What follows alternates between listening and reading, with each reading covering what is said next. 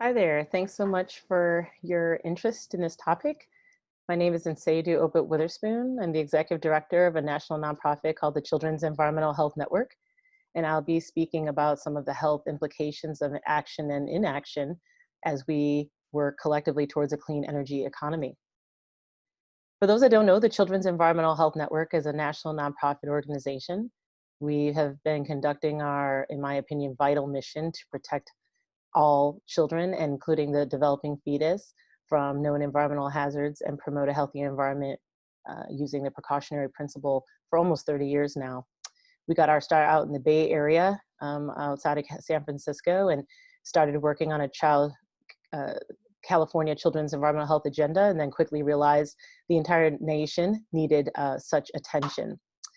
And that mission definitely drives us still to this day, where we work to support the peer-reviewed research in the field. We work to translate that science into all forms of action for the general public, for public health, for various influencers, by training, educating, and translating this appropriate and important peer-reviewed science. And of course, we work towards a variety of child protective policies while also providing leadership at the state and the federal level. So I think it's really important when we talk about, an efficient, sustainable, energy efficient type of economic climate economy, that we also first start with ourselves. Because if we can't figure ourselves out and how we have shared influence in this crisis, I don't see how we are going to do that well in trying to figure out collectively within our communities and beyond how we can truly organize ourselves in a fundamental way. So starting with me and what I'm seeing, in 20 some years now working with the Children's Environmental Health Network, I've started definitely seeing more and more severity of my seasonal allergies. The period of time is lasting longer, and the symptoms are changing very much. So it's not the end of the world, but it's definitely very inconvenient, at times painful and annoying, but definitely noticing that change. As far as our fruit and vegetable and produce grocery bill and other elements, but we're definitely seeing at times an increase and implications from droughts and flooding and crops that have to, acres and acres and crops that we hear from farmers all over the country that have to be destroyed because they were never able to be in the conducive soil environment to grow. So being a mother of four, and especially during this COVID pandemic, with a lot of extra cooking and attention being made to healthy home cooked meals, it definitely does a number on the grocery bill for sure. Also, this is a screenshot of our last summer. I'm sorry, it was last summer, July 2019, where October of that year and also October before that have been some of the highest on record since we've been keeping track of heat index. And from what I'm hearing, we are suspected to also be in the same realm of breaking records this October as well when it comes to heat index and all the challenges that brings. I'm able to have indoor air throughout my home. Many people do not have that, cannot afford that. What happens if you have an air unit and it breaks? And also it's not very sustainable to have, air conditioning. So how are we preparing ourselves for the future, which is getting warmer? My husband and I celebrate our anniversary every middle of September, which now is right in the throes of hurricane season. And we started to see the writing on the wall. We take a trip without the kids and just get away for a little bit. It's a nice celebration. And the year that Hurricanes Maria and Rita hit, we were scheduled to go on a nice cruise out of San Juan, Puerto Rico. Well, this is a picture of San Juan during that hurricane season, and clearly we not go on that cruise, and it was incredibly often and still is an incredible disastrous situation for parts of Puerto Rico where hundreds of schools had to be closed, many concerns with just getting basic utilities to homes, lots of deaths. We all know these stories, but forever, the changing weather patterns of our climate will impact my husband and I, and where we go, where we choose to go, or if we choose to travel during that time period at all. Again, these are minor inconveniences, but just acknowledging our lives and our worlds, all of us, if we really sit down and think about it, are changing and are being impacted by climate change. Now, yes, there are more vulnerable populations and more susceptible populations, and we'll get into that. But the reality is we all are seeing some impacts by our changing climate. And in my opinion, there may be no greater threat facing the world's children and their children than climate change.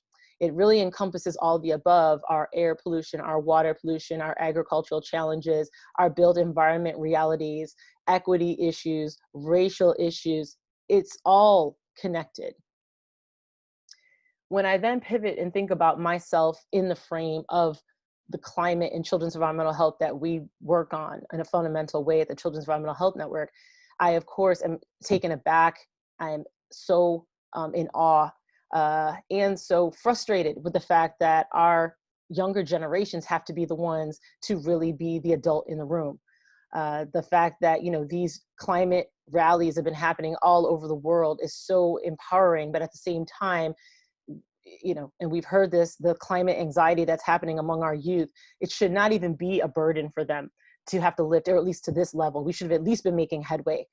So I share the frustration with them, but at the same time, I'm very empowered that it seems to be a much better understanding among generations coming behind us of how severe and urgent this is. And I'm hoping and praying that we are not going to continue to wait for them to have to take care of business. Also, all the wildfires, and we know that we're in extreme wildfire season right now in the United States, which is completely awful. This is a picture of the Camp Fire, Paradise, California wildfire, and you can get a sense of the haze of the level of air pollutants in the air.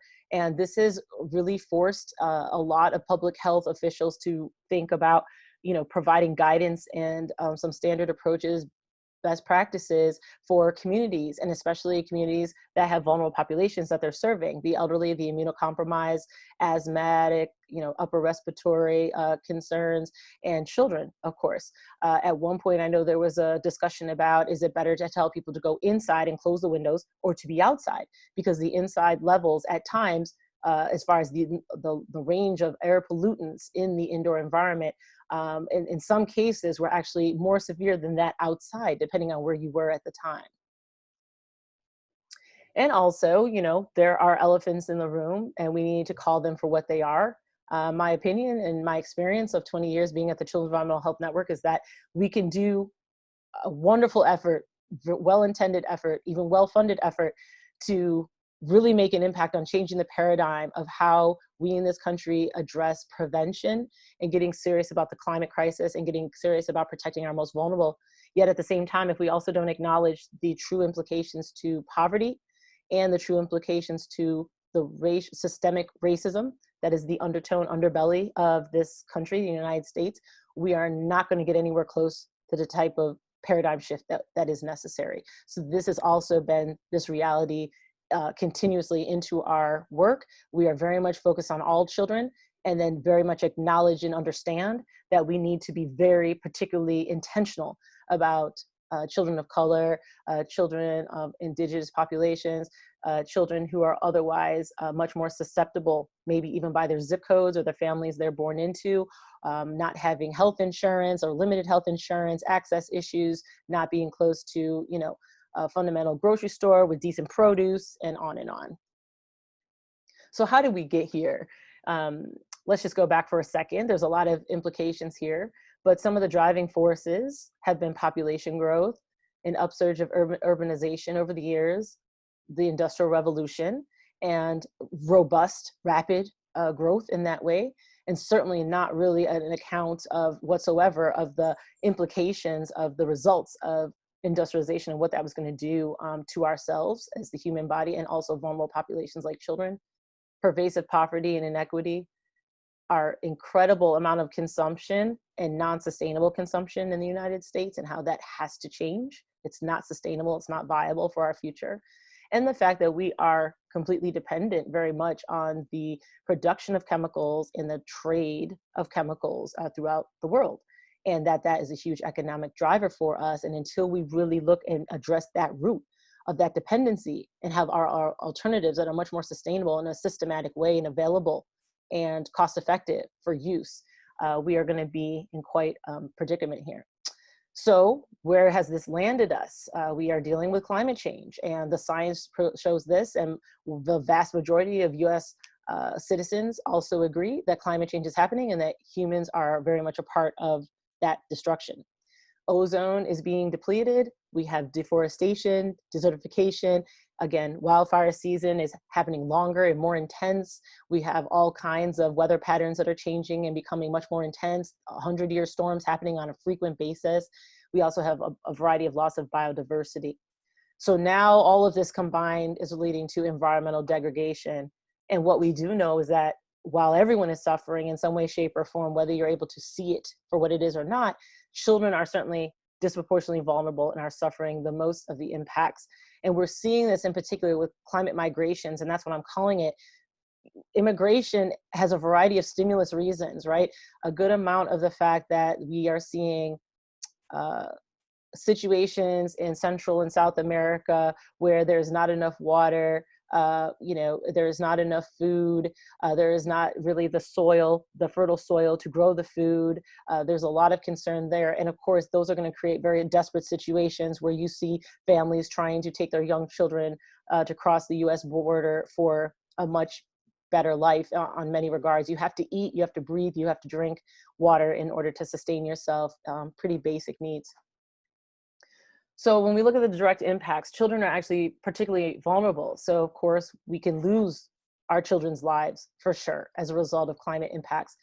Injuries, young children are very prone, especially toddler years, to various injuries. We've seen this even in the COVID pandemic, where calls to our poison control centers have totally skyrocketed, as well as injuries, concerns of children being sent to hospitals and whatnot. Trauma. So if you were, I guess, lucky enough, I guess one would say, to live through a major weather period of a hurricane of somewhat, what did you go through in that process? Losing all of your home, if you're able to live in home and not homeless, potentially even losing family members or seeing family members get very hurt, and maybe you yourself are hurt.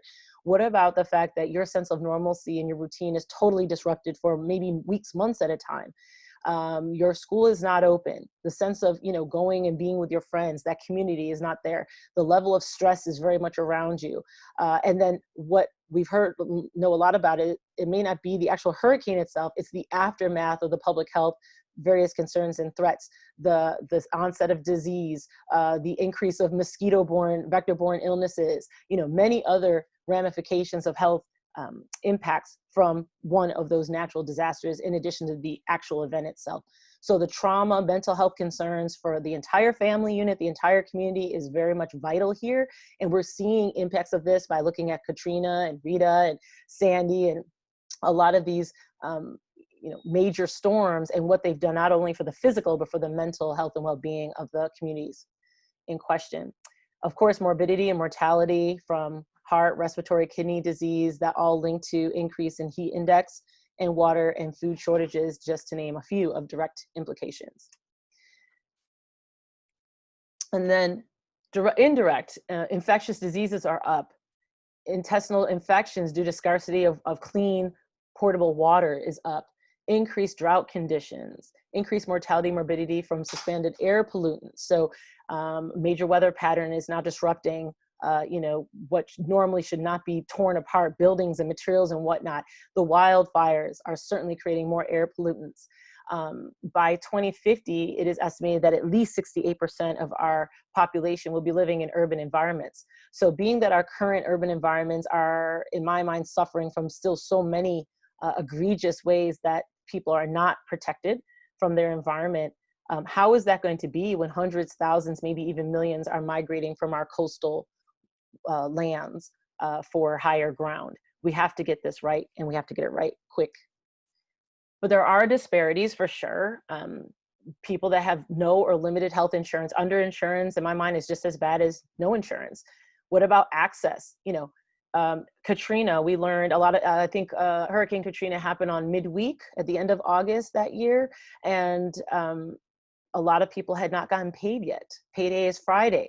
If you don't have a credit card, if you're not able to just get up and go and pay for a hotel or stay with family members that may not be right in the next, state line away, you don't have the funds for that. Vast majority of our U.S. population are not even ready for $1,000 emergency. So this creates huge disparity in how people can even secure and create some safety and well-being for them and their loved ones and family, and then force many community members to, ride out these very dangerous situations.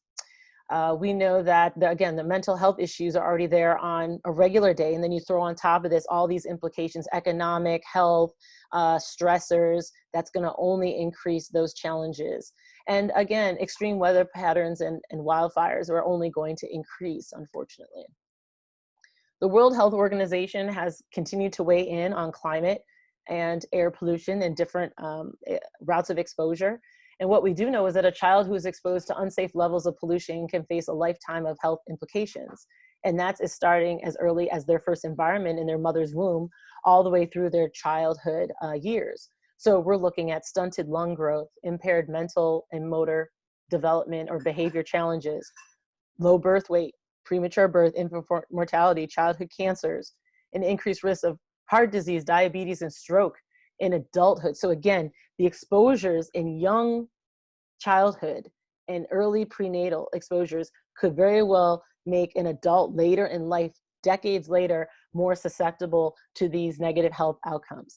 So what we do know is that there are many co-benefits to addressing the implications of climate change, and just dealing with our air quality returns all these investments in our current and future generations. So who are on the front lines of the climate crisis? Dr. Beverly Wright, the CEO of the Deep South Center for Environmental Justice, has said that communities of color are in double jeopardy from the climate crisis. So people of color are more likely to live near toxic facilities, and I'm talking about African American and Latinx communities in particular. People of color are more likely to live on the front lines of the climate crisis, like I was saying, so flooding, dealing with heat index and limited air conditioning opportunities, climate-related diseases, all make these populations extremely vulnerable. Poor communities are less likely to have health insurance or access to medical care. And Latinx community members are the first to lose their jobs and the last to economically recover. And that comes from the California Water Coalition. And again, talking about these co-benefits. So when we really get serious, there's a variety of wonderful efforts happening out here in our public to help us understand how we can ourselves individually get serious about our role in remediating and mitigating climate change, as well as where we sit in our communities and what we are expecting of our elected leaders and other indicators and other actors in this whole scenario and crisis. By improving our air quality, we're reducing the risk and prevalence of childhood asthma and future respiratory illness and all the other illnesses that were just talked about on the WHO slide. So by specifically having a very robust strategy on transportation, which there are some out here in the United States, trying to use incentives for people to use mass transportation instead of individual driving, having no idling policies around schools, childcare, housing developments within city lines, really ramping up clean fuel policies, incentives for biking and walking to work. And I believe as unfortunate and desperate and sad that our COVID pandemic is that we're living in right now, I believe that one benefit is that a lot of employers are understanding how many of their employees can actually work from home effectively and how it's actually better return because they're happier employees. They have less time on the road and commuting and more time to do other things with their family or get more rest or get exercise or work on mental health in any way, shape, or form. By reducing CO2 in our atmosphere, we will decrease plant pollen production, intensity, and duration. We will reduce allergy flare-ups and allergy-induced asthma episodes, just to name a few. By really getting serious about our consumption of red meat and meat overall and the prevalence of concentrated animal feeding operations, or CAFOs, we will improve our air and water quality and lower our rates of heart disease, cancer, high blood pressure, and stroke. By reducing our plastic and synthetic fabric use, we will use less fossil fuel and petroleum products, really reducing that dependency. Now, Like many of you, you might see where sanitizers are everywhere now. I feel like there are new companies that have even popped up now for hand sanitizers. Almost everywhere you go, even the gas station has bottles and bottles of hand sanitizer, and more than not, they're always in plastic bottles. So while again, we've been focusing our necessary attention on this public health crisis and pandemic that we're in right now, there have also been industries that are ramping up, like the plastics industry, and we have to be very careful and targeted in approaching and broaching that. Increasing community green spaces, energy efficient buildings, and I'm talking about homes, office buildings for those who will still be going to some form of office buildings, even if it's part-time, schools, childcare, all of our major built environments need to have energy efficient components. Retrofitting utilities facilities is another component here for solutions. And regenerative farming techniques. I've been told by our agricultural leaders and farmers out there that we only have so many crop cycles left, and it's not a lot, before we reach the point of no return, before we are totally reducing the nutrient value, soil value for our agricultural industry. And of course, that would be catastrophic. So we have to get serious about not being dependent on pesticides, which we know leads to cancer and also has implications for our air pollution and indoor and outdoor, and also getting very serious about the way that we are farming in a sustainable way.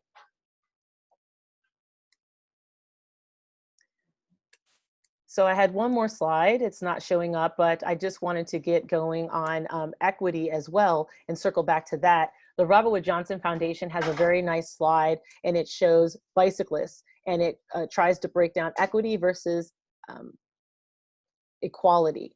And in this case, I wanted to give the example as we wrapped up here that, for example, home energy efficiency programs that come out of the Department of Energy have been, utilized and lifted up in communities and cities all over this country for many, many years, many millions of dollars used in this program.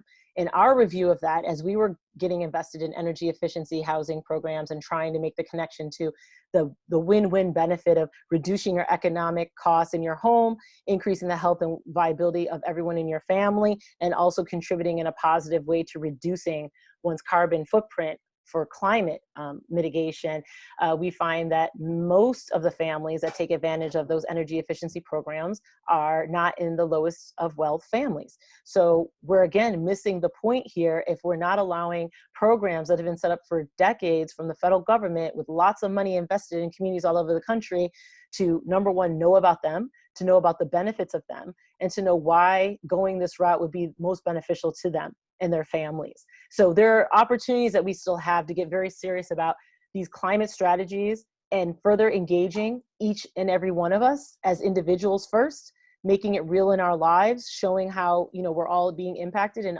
how we all have an opportunity and a responsibility, in my mind, to truly turn the tide here and make a difference. And I would also say that climate change is our next COVID, as far as I'm concerned. This is a prime example where in some cases some folks will say it's at bay, they don't see the implications. There's a few minority that, out here that still say that it's not happening. That's not the vast majority, as I said earlier, but it's one thing to say and acknowledge, and it's another thing to act, right? And we still are not acting collectively. We still are allowing administration after administration to come in and change our frame of the world and our level of responsibilities of where we sit when it comes to getting serious about climate resilience. So the example is right before us. We were not ready for COVID. We did not prevent it, even when we found out about it within our borders here, and we certainly did not contain it.